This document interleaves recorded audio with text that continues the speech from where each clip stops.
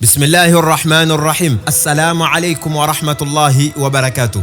Ndugu yangu unanisikiliza, sababu ingine itakayokupelekea wewe kuepukana na moto ama Allahu subhanahu wa ta'ala kukutoa katika moto ni albukau min khashyatillahi ta'ala, ni kulia, ni kutoa chozi kwa ajili ya kumcha Allahu subhanahu wa ta'ala, kwa ajili ya kumwogopa Mola subhanahu wa ta'ala. Tena haya ni maneno ya Mtume Muhammad alayhi salatu wassalam, liqauli rasulillah sallallahu alayhi wasallam. Alisikiwa Mtume akisema haya maneno, anasema la yalijun nar rajulun baka min khashyati llahi ta'ala hatta yaudu labana fi dhar'i.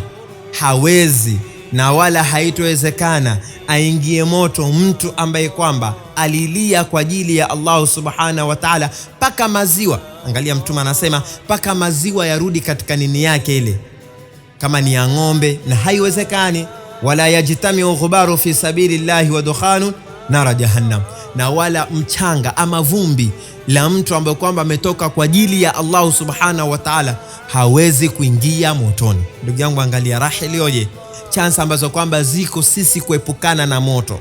Ya kwanza tumesema mtu anaelia kwa ajili ya Allah, usilie kwa ajili ya vihindi, kwa sababu kuna mtu akikaa kiangalia kihindi, sinema ya Kinigeria, sinema ya Kikorea, basi kwa kuwa ni sinema imetengenezwa watu wamecheze na sikitika, utapata mtu yualia.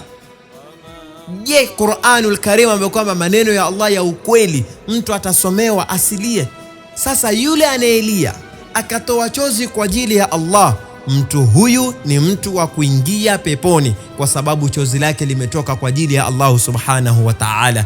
Na mtu ambaye kwamba amejitolea, ametembea kwa ajili ya Allah, amepata vumbi kwa ajili ya Allah, amepitia mengi kwa ajili ya Allah na akasubiri, mtu huyu pia naye si wa kuingia motoni, ni mtu wa kuingia peponi. Kwa hivyo tushikamaneni na vitu kama hivi, jilazimishe Ramadhan angalau ikimalizika umedia mara 2 mara 3 kwa ajili ya Allah subhanahu wa ta'ala. Wabillahi tawfiq.